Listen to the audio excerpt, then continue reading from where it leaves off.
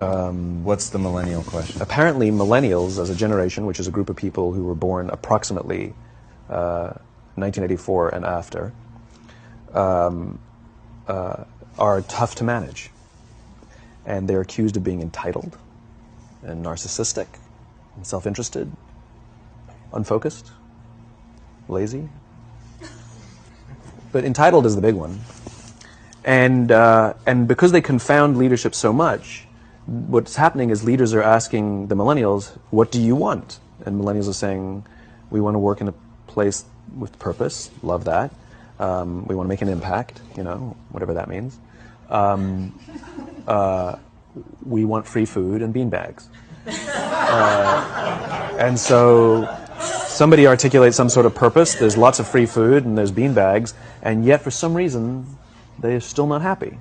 And that's because they're missing. There's a missing piece. What I've learned is that I can break it down into four pieces. Right? There are four things, four characteristics. One is parenting.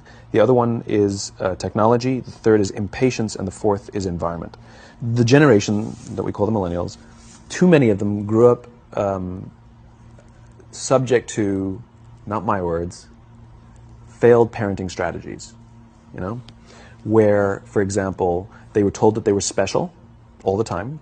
They were told that they could have anything they want in life, just because they want it. Right?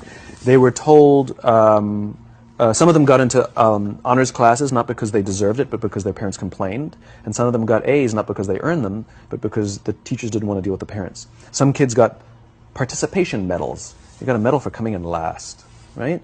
Which the science we know is pretty clear, which is it devalues the medal and the reward for those who actually work hard. And it actually makes the person who comes in last feel embarrassed because they know they didn't deserve it. So it actually makes them feel worse, right? So you take this group of people, and they graduate school, and they get a job, and they're thrust into the real world, and in an instant, they find out they're not special, their moms can't get them a promotion, that you get nothing for coming in last, and by the way, you can't just have it because you want it, right? And in an instant, their entire self-image is shattered. And so you have an entire generation that's growing up with lower self-esteem than previous generations. The other problem, to compound it, is we're growing up in a Facebook, Instagram world. In other words, we're good at putting filters on things. We're good at showing people that life is amazing even though I'm depressed, right? And so everybody sounds tough, and everybody sounds like they got it all figured out. And the reality is there's very little toughness, and most people don't have it figured out. And so when the more senior people say, well, what should we do? They sound like, this is what you got to do. And they have no clue, right? So you have an entire generation growing up with lower self-esteem than previous generations, right? Through no fault of their own. Through no fault of their own, right? They were dealt a bad hand, right? Now let's add in technology. We know that engagement with social media and our cell phones releases a chemical called dopamine.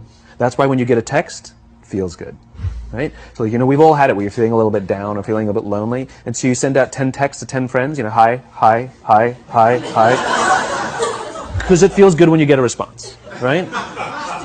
Right? It's why we count the likes. It's why we go back 10 times to see if my Instagram is growing slower. Did I do something wrong? Do they not like me anymore? Right? The trauma for young kids to be unfriended, right? Because we know when you get it, you get a hit of dopamine, which feels good. It's why we like it. It's why we keep going back to it.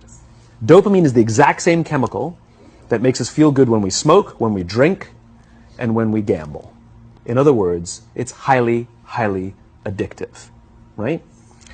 We have age restrictions on smoking, gambling, and alcohol, and we have no age restrictions on social media and cell phones, which is the equivalent of opening up the liquor cabinet and saying to our teenagers, hey, by the way, this adolescence thing, if it gets you down.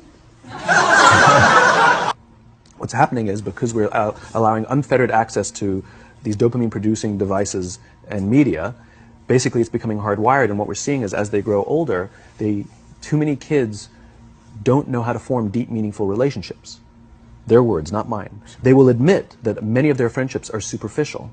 They will admit that their friends, that they don't count on their friends, they don't rely on their friends, they have fun with their friends, but they also know that their friends will cancel on them if something better comes along. Deep, meaningful relationships are not there. When significant stress starts to show up in their lives, they're not turning to a person, they're turning to a device, they're turning to social media, They're turning to these things which offer temporary relief. We know, the science is clear, we know that people who spend more time on Facebook suffer higher rates of depression than people who spend less time on Facebook.